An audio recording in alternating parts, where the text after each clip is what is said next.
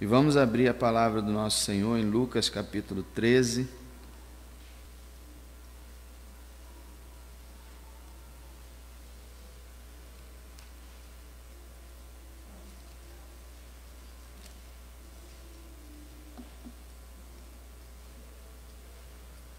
Agradecendo a Deus pela presença dos visitantes também, que Deus os abençoe ricamente.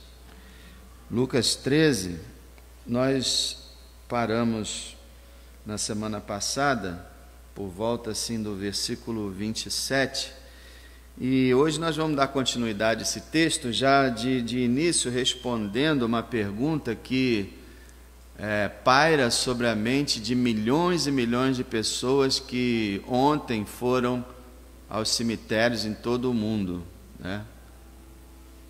O que acontece aos mortos? Onde estão os mortos? Infelizmente, são poucas as pessoas que baseiam sua crença na palavra de Deus.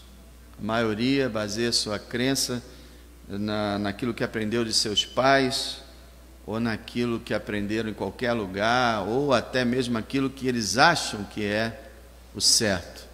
Porque o ser humano tem o costume de achar que o que ele pensa é a verdade. Se ele pensa, então é a verdade. A maioria de nós acha que está com a razão. O que acontece com os mortos? Nós vemos no verso 28 e 29 que eles vão para o céu ou para o inferno. E não há outro destino para os mortos. Os mortos não vagueiam por aí, os mortos não aparecem aos vivos. Mas já foram feitos relatos de pessoas que apareceram. Aquilo não eram espíritos de seres humanos mortos. Todas essas aparições são anjos caídos que se disfarçaram de seres humanos, de espíritos humanos que morreram. São demônios que criam essa farsa de que os mortos estão buscando os vivos, ou que estão vagando por aí, buscando resolver seus problemas, conforme a gente vê em vários filmes de Hollywood, né? Pessoas procurando resolver suas questões, interferindo no mundo dos vivos, e somente depois que resolveram suas questões, indo embora. Não existe isso. Nós sabemos que o Brasil tem milhões e milhões de espíritas que creem que os espíritos humanos podem ser consultados, podem ser invocados e podem transmitir mensagens e podem fazer aparições, mas tudo isso é negado pela Escritura. A Escritura ensina que o ser humano, quando ele está vivo, ele tem o domicílio dele nesse planeta.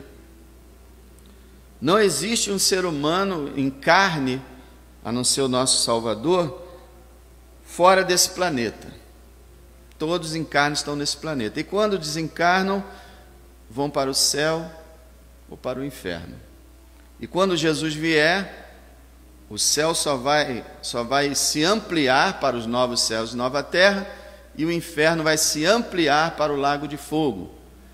E continuarão as pessoas, agora não mais só nas suas almas, mas nos seus corpos e almas, ou tendo alegria plena no céu, ou sofrimento completo no inferno. É isso que a gente vê aqui nesse verso 28 e 29.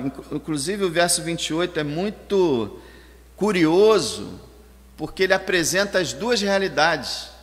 Olha o versículo 28. Ali haverá choro e ranger de dentes. Aonde que vai haver choro e ranger de dentes? No inferno. Ali haverá choro e ranger de dentes, quando virem Abraão, Isaque e Jacó e todos os profetas no reino de Deus e vocês lançados fora. Então ele é apresentado nesse único versículo os dois lugares que os seres humanos podem ocupar. A gente vê o inferno, onde ele diz que ali haverá choro e ranger de dentes, e também no final do versículo, onde a gente vê que eles são lançados fora. E a gente vê o céu, onde está escrito que Abraão, Isaque e Jacó e todos os profetas estão no reino de Deus. Então, nesse mesmo versículo, o nosso Salvador apresenta o reino de Deus e apresenta a expulsão do céu, que significa o inferno. Um dos sentidos do inferno é exclusão, lançados fora.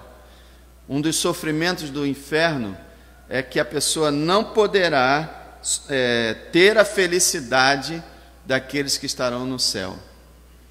Ele diz que haverá choro e ranger de dentes quando a pessoa que estiver no inferno, ou que está para ser lançada no inferno na hora do juízo, vir Abraão, Isaque e Jacó e todos os profetas no reino. Alguns querem interpretar esse texto para provar que quem está no céu, quem está no inferno pode ver quem está no céu. Naquela história do rico e do Lázaro, você sabe que o rico que estava no inferno viu o que estava acontecendo no céu. Mas esse versículo também, ele pode estar se referindo apenas ao dia do juízo, quando Jesus voltou, né, conforme a gente viu anteriormente, e que aquele que vai ser lançado fora naquele momento, ele vê Abraão, Isaque e Jacó e os profetas no reino de Deus, que é aquele lado direito, no que o Senhor reúne as suas ovelhas, e ele sendo lançado fora. Pode ser que o Senhor esteja fazendo referência somente a esse momento. Então a gente não tem provas absolutas, porque o Senhor, muita gente questiona a história do rico e do Lázaro, o Senhor poderia estar usando uma ilustração e não uma realidade absoluta. Mas eu digo o seguinte: se as pessoas no inferno podem ver a felicidade no céu, isso só aumenta o sofrimento delas. E o Senhor parece querer dizer isso, que o choro e o ranger de dentes vai ser maior pelo fato de que as pessoas vão ver, ou vão saber, ou perceber, tanto no juízo final, ou talvez por toda a eternidade, vão ver e perceber a alegria do reino de Deus. Então, irmãos, nós temos aqui céu e inferno. Nós já falamos um pouco sobre o inferno, mas só para relembrar, o versículo 28 descreve como um lugar de choro e ranger de dentes. Choro se referindo a dor, a remorso, sofrimento, e o ranger de dentes se referindo ao desespero e à raiva. Duas coisas fazem seres humanos ranger os dentes: desespero, dor também, 3, né? E raiva. Então, uma dessas 3 coisas vão estar sofrendo. É um sofrimento intenso, choro, ranger de dentes, e no final do texto, lançados fora, quer dizer, excluídos, banidos. Mateus fala em trevas exteriores. Então, dá para perceber mais ou menos exatamente aqui, ó. Aqui nós estamos na luz, aqui é como se fosse o reino de Deus. Lá fora você enxerga tudo escuro, as trevas exteriores. A luz vai estar com o Senhor e o seu reino. O que estiver fora estará no escuro, nas trevas, como diz a palavra do Senhor. Eu creio dessa forma, que a Bíblia deixa entender, é que no inferno não haverá nenhuma alegria, nenhuma, nunca, nenhum tipo de alegria, nenhum tipo de alívio, nada, nada, nada, só tristeza o tempo todo. Então, por isso será um lugar tão terrível e irremediável. Eu costumo pensar que em países onde existe a prisão perpétua, uma pessoa é presa e ela sabe que ela nunca mais vai sair de lá. E ela fica horrorizada com isso, mas aos poucos ela acaba acostumando, e ela tem um alívio que ela acha que é o alívio, é quando ela morrer. Quando eu morrer, acabou esse sofrimento, ficar preso nesse presídio aqui. Ela ainda tem esse pensamento, só que no inferno nem esse pensamento existe. O Apocalipse fala que as pessoas vão desejar morrer, mas vai lhe ser tirado esse desejo. Não haverá suicídios no inferno. Não haverá nenhum alívio, nenhuma ajuda, nem um clamor ouvido. Nem o Senhor, ele descreve de uma maneira muito forte quando ele diz que aquele rico pediu uma gota de água e não lhe foi dado. Ele não falou isso por falar, ele quis expressar a mínima ajuda possível e não foi dado. Então no céu, no inferno não há ajuda, não há auxílio, não há alívio, não há conforto de espécie alguma. As pessoas ficam preocupadas, né, se vai ter fogo mesmo, se o fogo vai queimar a pessoa.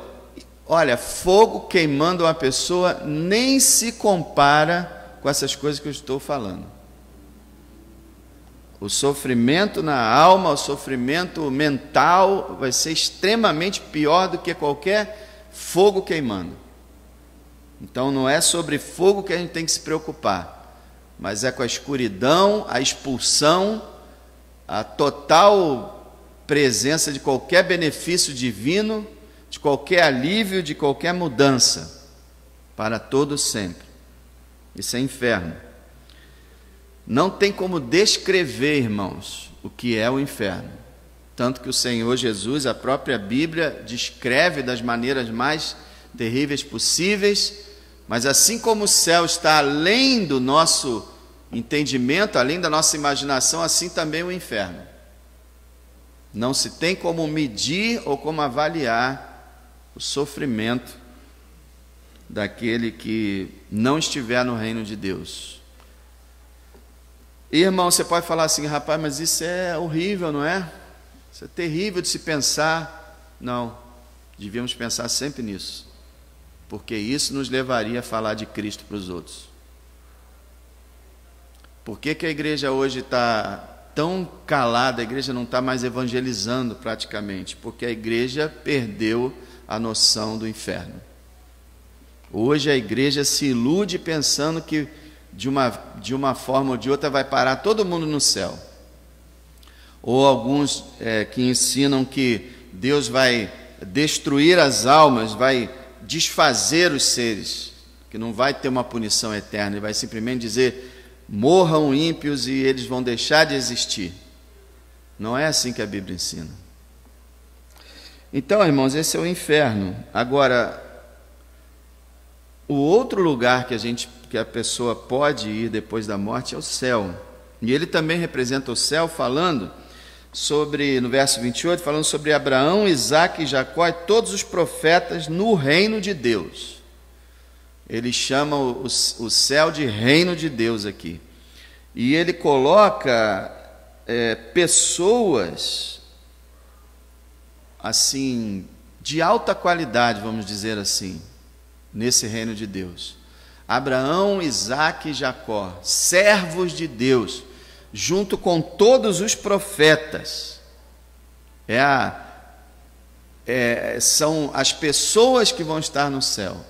Pessoas que amam a Deus, pessoas que servem a Deus, que creem nele, que amam a ele, que amam o seu próximo, e sem pensar que todos os defeitos dos cristãos, os defeitos de Abraão, de Isaque e de Jacó, serão retirados, já foram retirados deles, né, que já estão lá. São retirados. Então nós temos uma sociedade de santos perfeitos, aperfeiçoados. Todos os profetas, todos os patriarcas e os profetas. E nós podemos incluir aqui também os apóstolos. E ele diz mais, no verso 29, ele diz: e virão do Oriente e do Ocidente, do Norte e do Sul, e se assentarão à mesa no reino de Deus. Ele descreve o reino de Deus como uma mesa. Irmãos, é bem provável de que a maior parte das coisas que nós lemos na Escritura como descrição do mundo vindouro sejam ilustrações apenas.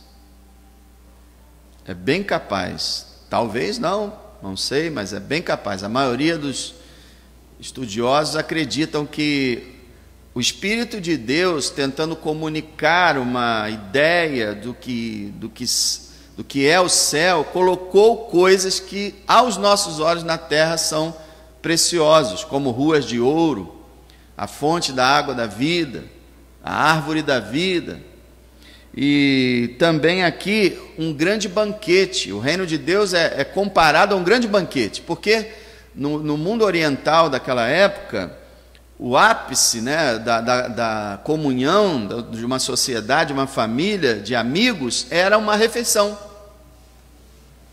Então o reino de Deus é representado por uma grande refeição, mas isso quer dizer que quando Jesus vier e que ele recolher todo o seu povo, ele vai montar uma grande mesa, mandar todo mundo sentar e começar a servir comida para todo mundo? Será que vai ser assim? Talvez não. A ideia, talvez transmitida, é de fraternidade, de alegria, de comunhão, de festa. É porque a gente entende as coisas assim. Vamos comemorar, vamos fazer uma festa, então vamos fazer um churrasco, vamos esticar as mesas, vamos chamar todo mundo. É assim que a gente entende alegria e festa. Então a palavra de Deus descreve o céu como uma mesa, onde vai estar Abraão, Isaque e Jacó, e os profetas, e os apóstolos. Eu não estou dizendo com isso, irmão, que você não pode mais acreditar que vai ter uma mesa. Acredite, eu estou colocando apenas possibilidade. Pode ser que haja essa mesa mesmo, quem sabe? Uma vez o Senhor Jesus falou: olha, eu não beberei mais desse vinho, desse fruto da vide, até que se consuma no reino. Mas aí eu estou falando de outra coisa, já estou falando, aí o Senhor já está falando todo mundo já na nova terra, na Nova Jerusalém, habitando lá. E como nós temos corpos, é bem provável, é bem capaz que a gente se alimente também, não por necessidade, mas por prazer e alegria. Já pensou o que é você poder comer uma carne com gordura, isso não te fazer mal? Você comer aquela fruta deliciosa, doce, e aquilo não te causar diabetes? Então, quer dizer, eu e a maior parte dos comentaristas acreditam que no céu não, na nova terra, na Nova Jerusalém, que a Bíblia fala que a Nova Jerusalém vai descer para a terra, onde nós vamos habitar corporalmente, acredita-se que a gente vai continuar tendo funções físicas para dar alegria ao nosso corpo, que nossa vida não será só mental, mas física, como é aqui na terra. Mas isso tudo é imaginação, é conjectura, e nada disso a gente pode provar pela Escritura, a não ser quando o Senhor falou que vai beber vinho no reino do céu. Mas alguns dizem, não, ele estava usando também uma ilustração, não sabemos. O fato é que o céu é um lugar habitado por pessoas perfeitas, pessoas que não são mais pecadoras. O inferno já é habitado por pecadores, e pecadores cada vez piores, porque na terra a graça de Deus restringiu o pecado dos pecadores, mas no inferno não há restrição nenhuma. Então as pessoas vão multiplicar o seu ódio, sua raiva, sua inveja, sua vaidade, seu orgulho, tudo vai multiplicar. O inferno não é um lugar social, não é uma sociedade. Quando a Bíblia fala em trevas, ela quer dizer que cada um vai ficar sozinho, não vai ter reunião no inferno, não vai ter festa no inferno, não vai ter gente confortando uns aos outros. Não, é cada um sofrendo a sua culpa na escuridão. Então, pessoas ficam brincando, né, dizendo, eu vou beber cerveja no inferno eu vou fazer isso, vou fazer aquilo. Não vai. Ainda falam do diabo com um caldeirão grandão, né, rodando lá a colher dele, jogando alma no caldeirão. Nada disso. O diabo também será atormentado para todo sempre, diz Apocalipse 20. Então, não existe isso. Agora, o céu é um lugar maravilhoso, é descrito como uma mesa, é um lugar de honra, é um lugar de comunhão, é um lugar de prazer. E no verso 29 o Senhor fala que muita gente vai fazer parte do céu, e de todo lugar. Lembra lá em Apocalipse 5, quando diz que havia multidões e elas louvaram o Cordeiro por, através do seu sangue, ter resgatado o homem de toda tribo, povo, língua e nação?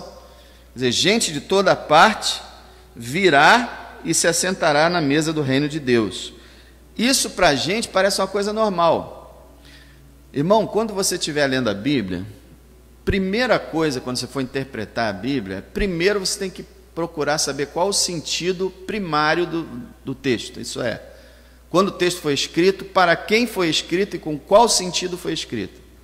Depois que você souber disso, aí você traz para você, para a tua época. Porque, por exemplo, a gente lê isso aqui e não tem muita surpresa para a gente. Mas para quem ouviu Jesus naquela época, foi incrível, porque Jesus falou o seguinte: olha, os filhos do reino, que significa os judeus, vão ser lançados fora, e vão vir gente de todas as nações e vão se assentar no reino de Deus. Jesus estava falando algo que era blasfêmia para os judeus, porque o judeu, ele cria que a salvação era só para o povo judeu e que ia continuar assim para sempre.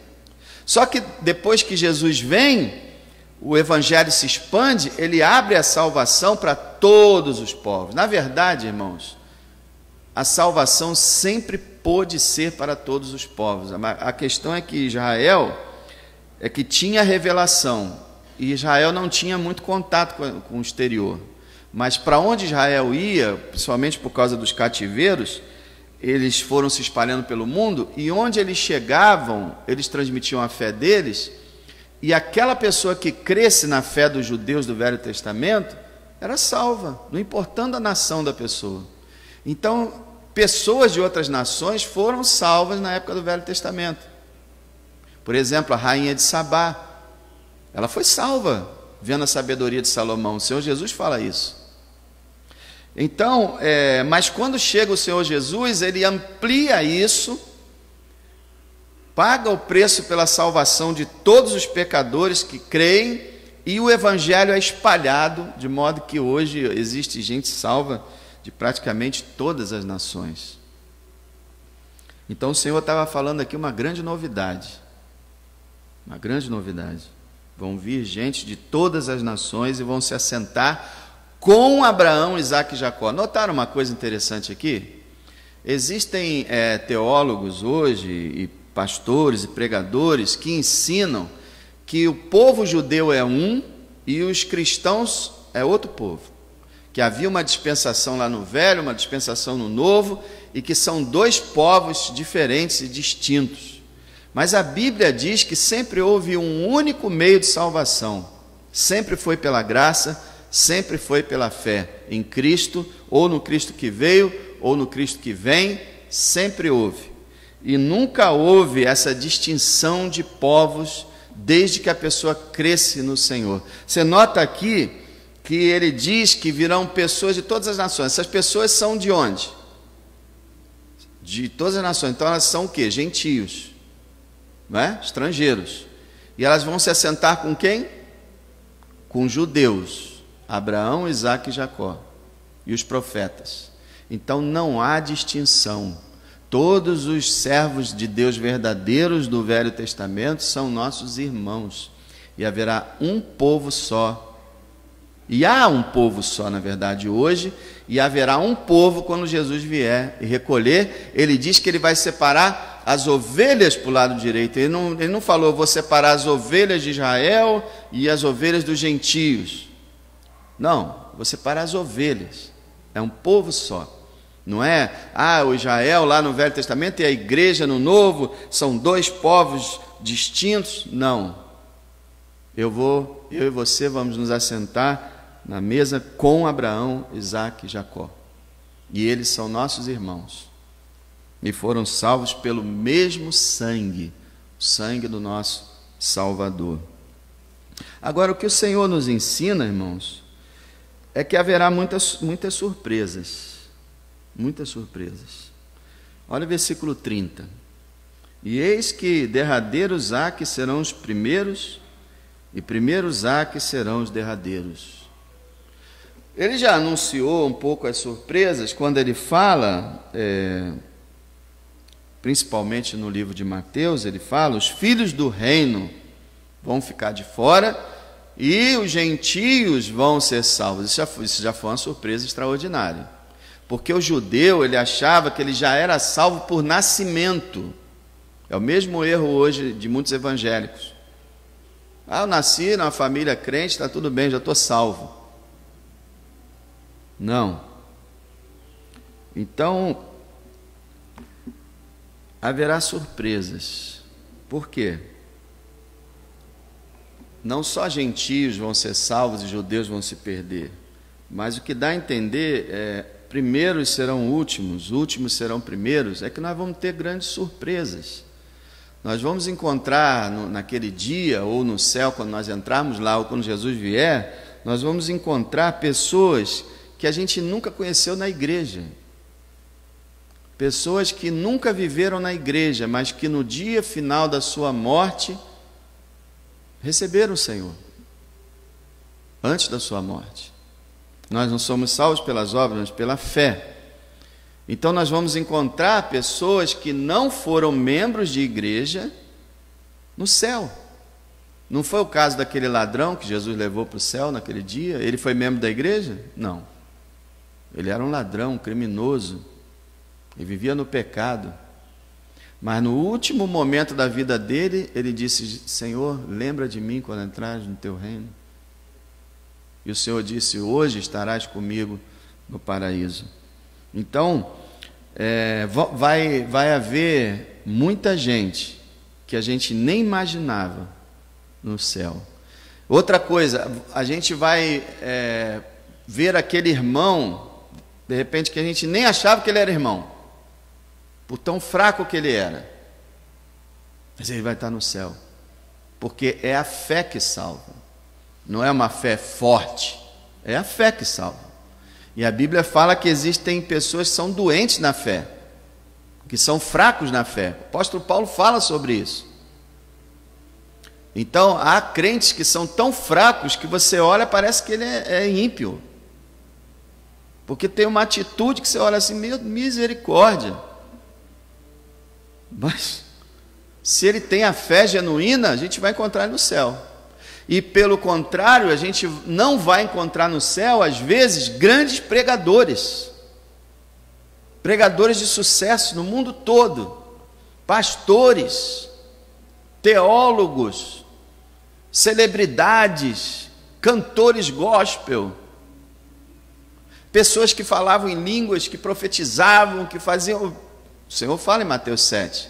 Pessoas que expulsavam demônios, que profetizavam, que faziam maravilhas. E o Senhor...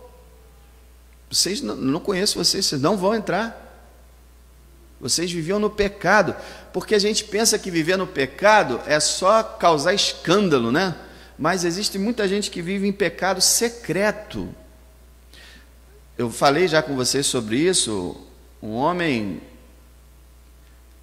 conhecidíssimo no mundo todo como um dos maiores apologetas da fé cristã, um homem que fazia palestras em vários e vários países, considerado um gênio, uma pessoa que defendia a fé, um homem evangélico, pastor, teólogo, um homem, um gênio, serviu a Deus a vida toda. Quando ele morre, vem à tona a vida dele. Prostitutas, casa de massagens, contratando massagistas e extorquindo e pressionando para ter relações sexuais, uma coisa absurda, uma coisa vergonhosa. E Jesus sabia, ninguém sabia, só o Senhor. A família não sabia, os amigos não sabiam. Ele tinha um ministério gigantesco. Como teve também aquele outro pastor da Assembleia de Deus há muitos anos atrás, que caiu vergonhosamente também com um monte de prostituta. Esse voltou ao ministério, se arrependeu, voltou, hoje está de novo pregando. Mas esse que eu falo, não, ele morreu assim. Ele é salvo? De jeito nenhum. Ele nasceu de novo? De jeito nenhum ele nasceu de novo. Ainda fica essa discussão, às vezes, na internet, né? Ah, será que ele nasceu de novo? Gente, um homem casado com filhos que tinha relações sexuais em casas de massagem, com centenas de mulheres, você pode dizer que esse camarada nasceu de novo? Impossível. Mas aos olhos de todo mundo, ele era um cristão exemplar. Por isso que a gente vai ter muita surpresa no céu. No dia que a gente chegar lá, a gente vai ver pessoas que a gente não esperava, e eu torço assim, eu oro, não posso mais orar, não adianta, eu não oro. Eu espero que alguns familiares meus, que eu falei o evangelho para eles e que morreram na incredulidade, eu espero, eu sonho, não posso orar por isso, ninguém pode orar por quem morreu, que também é o que no dia de finados, né, o que mais se faz errado, mas eu espero que esses meus parentes, eles tenham no último momento, quem sabe, invocado a Cristo, porque se eles fizeram isso antes do último, se eles clamaram o nome de Jesus de coração, o Senhor salvou, porque o Senhor salva, Ele é muito misericordioso, Ele salva pela fé nele. Mas muita gente que você achava que era um super crente, você vai encontrar no inferno. Quer dizer, não vai encontrar, mas você não vai achar no céu, não vai achar. Então, muitos que são primeiríssimos vão estar lá por último, e aqueles que estão por último vão estar lá em cima, lá em primeiro lugar. E eu penso também no seguinte, aquele pregador, né, ou os pregadores, né, com um maior sucesso, né, visto por todo mundo, aquela coisa tremenda, cheio de poder, fazendo uma obra extraordinária, e todo mundo imaginando, esse aí está no topo, esse aí está no primeiro da lista. E tem aquela irmãzinha, ou aquele irmãozinho idoso, que quase que não consegue se mexer na igreja, senta lá no banco, mas é um homem de oração, é um santo homem, uma santa mulher de Deus, que vive para Deus e que ora, intercede pela igreja, intercede pelo pastor. Essa pessoa pode estar lá na primeira fila, no primeiro lugar no reino de Deus, porque o reino de Deus não é igual ao reino dos homens. Lembra quando aquela viúva, né, depois de todos os ricaços terem colocado uma quantia enorme de dinheiro no gasofilácio, e Jesus só olhando? Quando aquela viúva chega com 2 moedinhas, coloca lá, e o Senhor chama os apóstolos, olha, vem cá, olha essa viúva, ela deu mais do que todo mundo, e qualquer um podia dizer, que isso, Senhor, o Senhor prestou atenção, viu a fortuna que o pessoal está depositando, só depositou uma moeda, como é que pode isso? Porque ela deu tudo que ela tinha, e os demais deram o que sobrava. Então não é a quantia, mas é o quanto nós damos a Deus, e não é só questão monetária, é a nossa vida, quanto nós damos a Deus da nossa vida, quanto nós damos, porque Deus dá capacidade a cada um, mas o que nós fazemos com essa capacidade? Às vezes Deus dá, é como lá naquela parábola, né? Deus dá um talentozinho para um só, um talento, e dá 10 para outro. Mas aí, aquele que tem 10 talentos, simplesmente não usa nenhum deles. E aquele que tem umzinho, só sabe fazer uma coisa na vida, ele usa aquilo com toda a sua intensidade, com todo o louvor, com toda a alegria, com toda a força. Aquele lá vai ser mais valorizado pelo Senhor. Então, irmãos, a gente aprende também uma coisa importante, é que no céu, assim como no inferno, vão haver níveis. No inferno de sofrimento, nível de sofrimento, não pela gravidade do pecado que cometeram, mas pela luz que receberam. Quanto mais uma pessoa recebeu luz e rejeitou, pior vai ser o estado dela no inferno. E quanto menos luz a pessoa recebeu, no caso, não é que vai ser melhor, mas vai ser menos sofrimento do que aquele que recebeu mais luz. E no céu, aquele que o Senhor considerou como não sei como é que o Senhor vai avaliar, mas o Senhor vai saber colocar cada um no seu lugar e dar galardões àquele que mais, vamos dizer assim, agradou o Senhor e menos ou até nenhum àqueles que não agradaram o Senhor. E aí a gente tem esse nível, como existe na terra, haverá no inferno e haverá no céu. E alguns dizem assim, mas que nível vai ser isso? Como é que vai ser isso? Alguns acreditam, não é a Bíblia que fala, mas alguns acreditam que poderá ser proximidade do Senhor. Pode ser isso. Que aqueles que o Senhor considerou como dignos de maior galardão estejam mais próximos a Ele e aqueles de menos dignos mais distantes. Mas isso é só também especulação. Agora a gente sabe que haverá diferença. Haverá diferença, tanto no inferno quanto no céu. E o que a gente aprende com essas questões todas, irmãos? Qual a lição que a gente tem? A lição está no versículo 24, que a gente viu semana passada. Olha lá. Esforcem-se, né, por entrar pela porta estreita, porque eu lhes digo que muitos procurarão entrar e não poderão. Vendo que o inferno é terrível e que o céu é o único lugar bom para se ir, então Jesus diz: busquem a porta estreita, procurem realmente alcançar a salvação para entrar no céu, porque muitos vão procurar, mas não vão encontrar. Nós vimos semana passada o que significa isso, né? E principalmente vão procurar tarde demais. Então a aplicação que a gente faz é essa: já que o inferno é tão terrível e o céu é tão maravilhoso e não há outro lugar para a gente ir, ou lugar terrível ou lugar maravilhoso, então a lógica nos diz: vamos procurar o lugar maravilhoso, não é?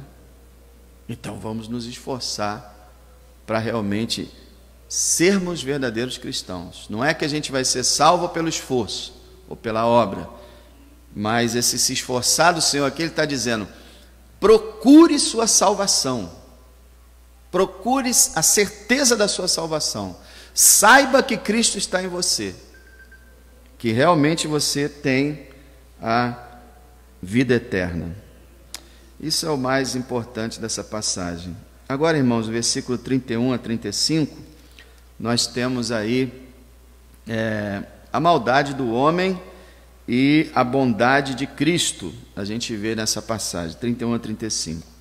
A maldade do homem e a bondade de Cristo. A Bíblia tem muito esse costume de fazer contrastes, né? Então aqui a gente vê a maldade do homem, primeiro no versículo 31, dizendo assim: naquele mesmo dia chegaram uns fariseus dizendo-lhe: saia e retire-se daqui. Nós vemos a maldade dos fariseus. A gente conhece pela Bíblia a maldade dos fariseus em várias e várias histórias, mas essa aqui é um dos exemplos mais incríveis. Como é que os fariseus chegam para o Salvador, o Mestre, o Messias, o homem maravilhoso que nunca pecou, que só amava, que fazia o bem, que salvava, e dizem na cara dele assim: olha só, sai daqui, retira daqui, vai embora. Vai embora. E o que é mais interessante é que provavelmente eles falaram essa frase aqui de uma forma assim como se eles estivessem tentando ajudar o Senhor. Piorou a maldade, porque estavam sendo, além de maldosos e querer se livrar do Senhor, estavam sendo falsos. Então aqui está a maldade dos fariseus. Agora veja a maldade de Herodes. Versículo 31. Naquele mesmo dia chegaram os fariseus, dizendo-lhe: saia e retire-se daqui, porque Herodes quer matar-te. Herodes já havia matado João Batista por causa daquela história que vocês conhecem, daquela ímpia, aquela mulher perversa que pediu a cabeça de João Batista e Herodes mandou cortar. E agora ele quer matar Jesus. Só, ele tinha mesmo vontade de se livrar do Senhor, mas ele não queria matar Jesus por suas mãos, porque ele já estava culpado de matar João Batista. Agora, se ele se torna culpado de matar Jesus também, aí já era, o povo ia se voltar contra ele de vez.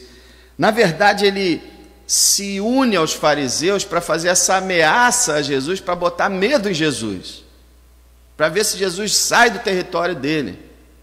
Aí ameaça ele de morte.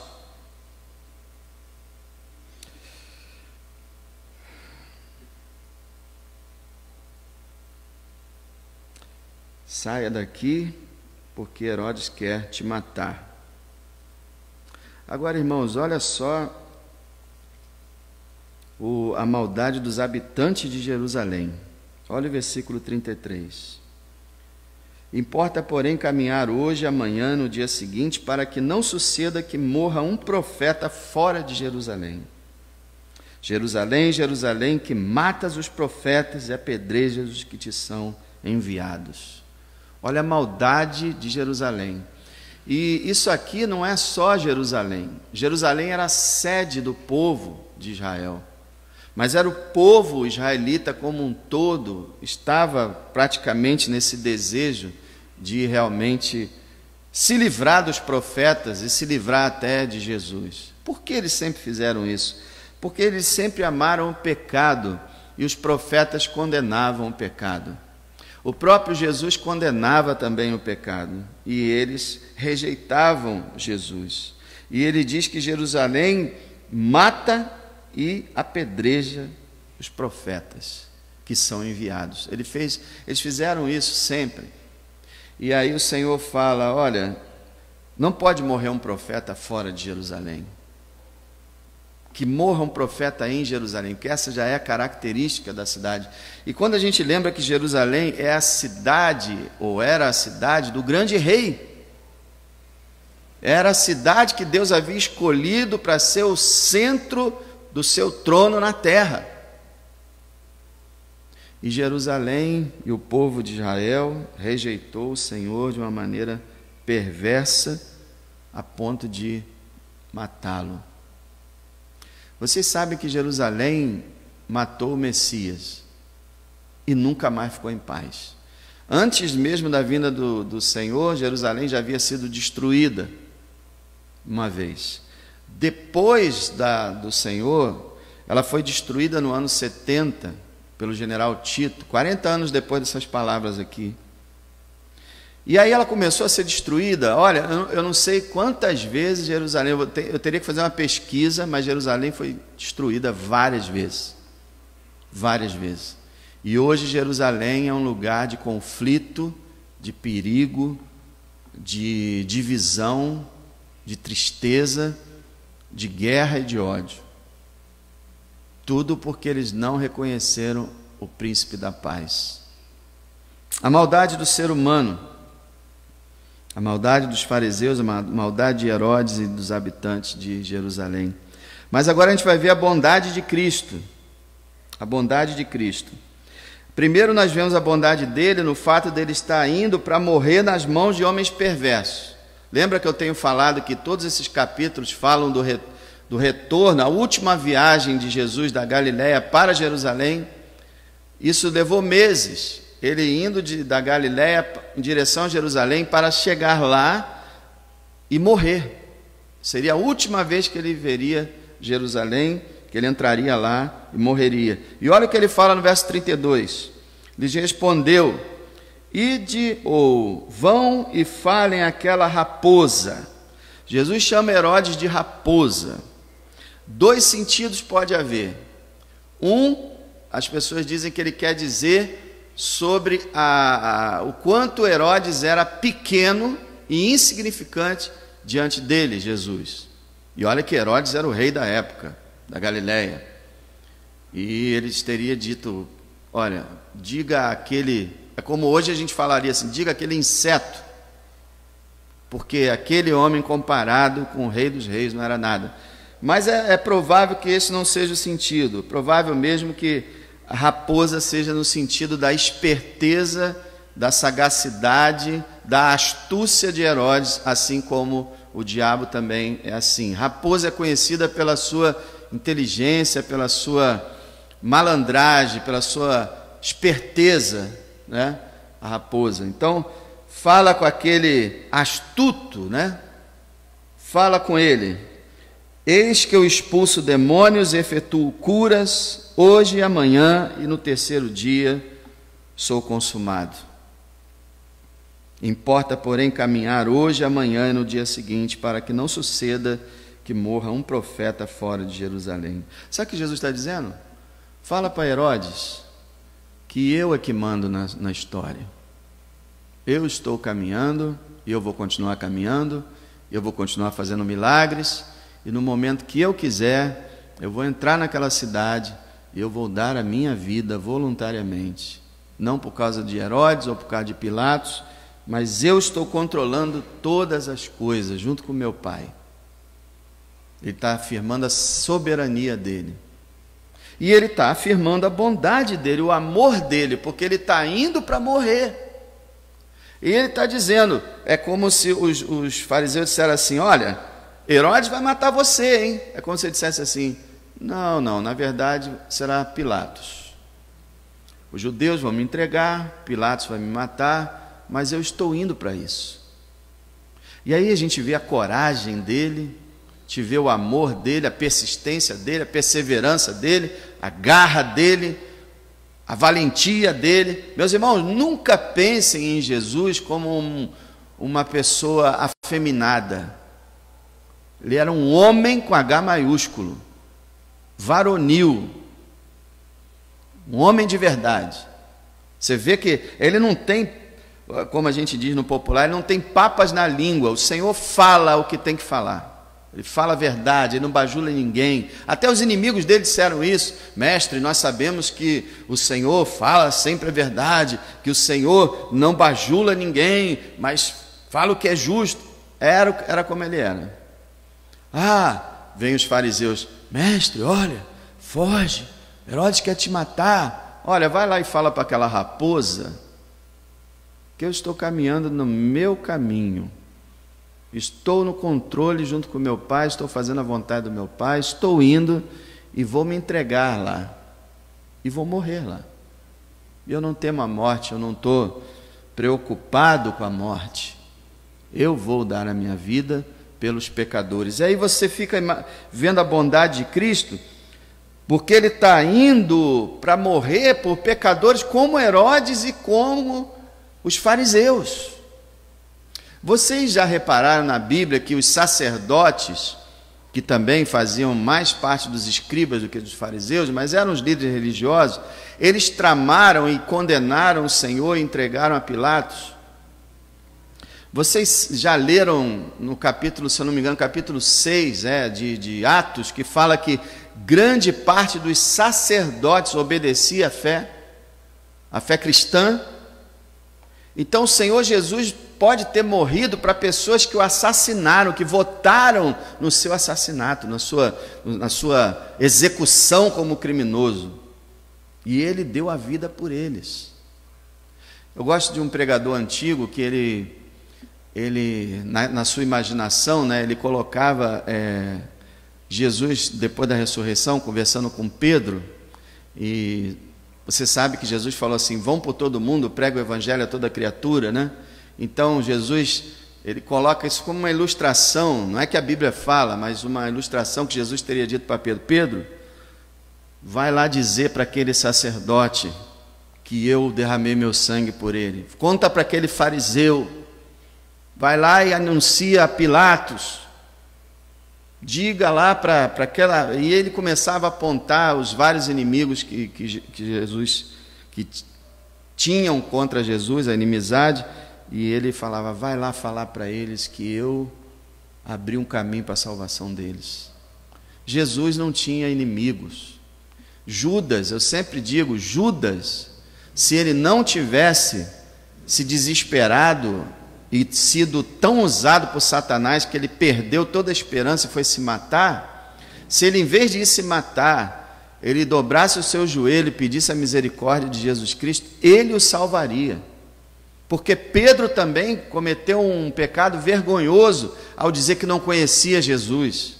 Pedro também traiu Jesus, só que ele foi chorar amargamente, pedir perdão, e o Senhor o perdoou e ainda o colocou como principal apóstolo no início da igreja. Então, o nosso Salvador, irmãos, ele é extremamente bondoso e perdoador.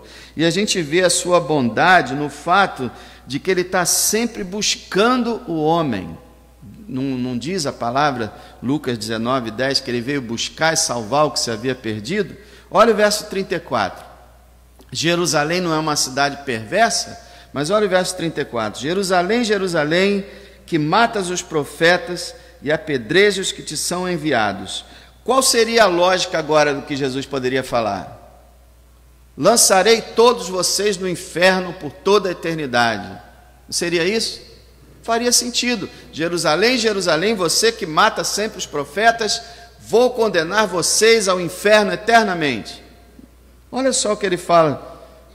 Quantas vezes quis eu ajuntar os teus filhos como a galinha junta os seus pintinhos debaixo das asas, e você não quis. Então nós vemos aqui Jesus tão bondoso e tão amoroso, que ele, mesmo tendo uma cidade perversa como Jerusalém, que sempre matava os profetas, mesmo assim, ele continuou mandando profetas, e por fim, ele próprio veio. E durante 3 anos, ele tentou conquistar aquele povo com toda sinceridade, pregando, ensinando, curando, fazendo milagres, oferecendo a salvação àquela cidade, como uma galinha junto aos seus pintinhos, para proteger do falcão, para proteger da tempestade. O Senhor quis abrigar Jerusalém debaixo das suas asas, e Deus não tem asas, isso aqui é uma ilustração. O Senhor quis proteger Jerusalém, mas Jerusalém não quis. Ele fala, você não quis. E aí a gente entra naquele assunto que eu sempre falo, né? Se a salvação vem a uma pessoa, a glória é a Deus. Se a pessoa se perdeu, a culpa é dela. O Senhor está falando aqui para Jerusalém, eu tentei diversas vezes, você não quis.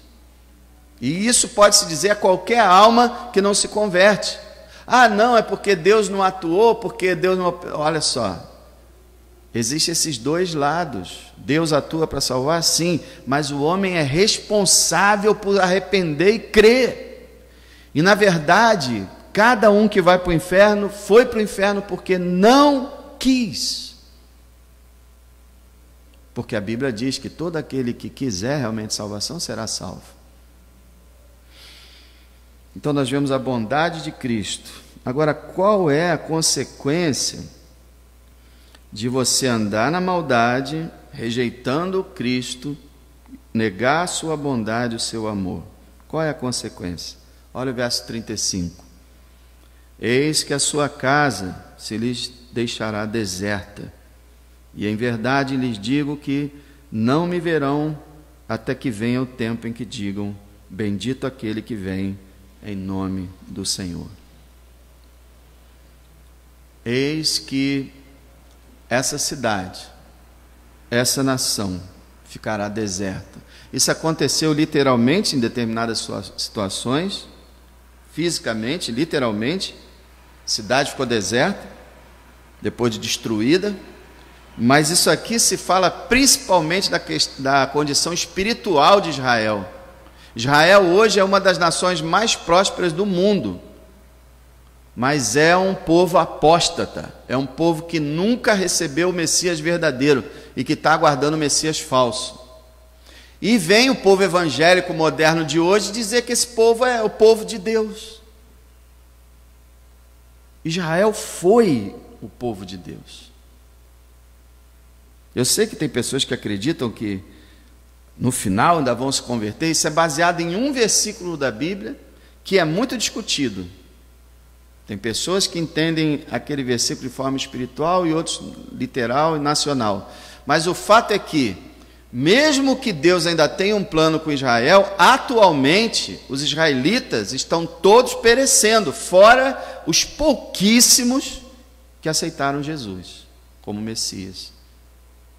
Então a nação continua deserta. Jesus disse: a nação vai ficar deserta e vocês não me verão mais até aquele dia que digam bendito que vem em nome do Senhor. Que dia é esse? A minha volta, a minha vinda. Então existe uma discussão nesse bendito que vem em nome do Senhor. Jesus estaria falando da restauração de Israel quando cresce nele como Messias? Ou Jesus estaria falando no momento que ele está voltando e que todo joelho vai se dobrar e toda língua vai confessar que ele é o Senhor? Eu acredito mais na segunda hipótese. Eu creio que Jesus está dizendo: olha, vocês me rejeitaram, e porque vocês me rejeitaram, vocês vão continuar me rejeitando, vocês só vão ver o Messias quando ele voltar. E se eles virem o Messias só quando voltarem, já era. O fato é que as vidas humanas ficam desertas e secas sem o Senhor. E qualquer povo, nação, que como o todo se desvia do Senhor, fica seco e deserto. Hoje a Europa, onde não é seco e deserto, é um caos, porque os muçulmanos invadiram vários países. Existem hoje mais mesquitas do que igrejas. É um continente que está nas trevas, e já foi um continente onde a luz de Cristo raiava. Nós falamos da reforma protestante. A Alemanha brilhou, Inglaterra, Suíça, Suécia, vários países foram iluminados, Estados Unidos, vários países iluminados pela glória de Cristo. Hoje está tudo no escuro. O juízo sobre aquele que rejeita a única salvação. Essa questão de Israel, irmão, é pessoal, é de cada um. Tem pessoas que acreditam na conversão de Israel e tem pessoas que não acreditam. Agora, uma coisa é certa, isso você pode acreditar, não tem discussão. Os israelitas que estão vivendo hoje lá na Palestina estão todos indo para o inferno. Ah, mas não é o povo de Deus? A Bíblia diz que somente através de Jesus Cristo, da fé nele, alguém pode ser salvo. Então não é porque é israelita que vai ser salvo. Tem que crer em Jesus Cristo. Isso é que o meio evangélico não está entendendo, gente. As pessoas estão dando uma ênfase para Israel incrível, como se Israel hoje estivesse na presença de Deus. Ainda ficam falando: não, Israel é rico porque Deus está abençoando, Israel tem tecnologia, Israel tem riqueza, é porque Deus está abençoando. Jesus só fala que Deus iria abandonar Israel no sentido assim, geral falando, né? Não cada israelita, porque Paulo era israelita. Todo israelita pode ser salvo se crer em Jesus. Então, irmão, só Jesus Cristo salva. Ninguém é salvo por ser judeu. Lembra quando João falou? Olha só, não fiquem aí presumindo que vocês são filhos de Abraão, porque Deus pode levantar dessas pedras filhos para Abraão. Se arrependam, se convertam. Então não existe nação salva automaticamente. Todo ser humano tem que crer no Senhor Jesus Cristo. A gente aprende, irmão, com essa história final, que a gente tem que valorizar a bondade de Cristo, nunca rejeitar o seu amor, nunca deixar que nossa maldade aflore na nossa vida e que essa maldade nos afaste do Senhor, mas que a gente esteja sempre próximo dele, desfrutando do seu amor. Ele amava tanto aquelas pessoas, elas tratavam ele de modo tão terrível, e ele continuou amando, assim como ele ama cada um de nós. Vamos orar. Pai, eu te agradeço por mais uma vez podermos ter estudado tua palavra. Abençoa-nos, ó Deus, para que possamos estar segundo a tua vontade, fazendo a tua vontade, servindo o Senhor. Usa, Deus, a tua palavra para nos moldar. E obrigado por esse amor tão grande, que nós possamos corresponder a ele. Abençoa nossas vidas. Eu peço, Deus, por Israel. Eu também gostaria que eles se convertessem. Mas não há garantia para países, há garantia para que pessoas individualmente que se convertam ao Senhor sejam salvos. Eu peço a Deus que não só Israel, mas pessoas de todas as nações possam continuar sendo resgatadas, e o Senhor salve cada vez mais almas, tanto no Brasil como em todos os países.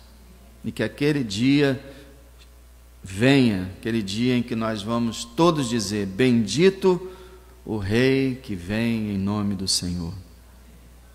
Obrigado, Senhor, pela grande salvação que nos alcançou. Em nome de Jesus, o Salvador. Amém.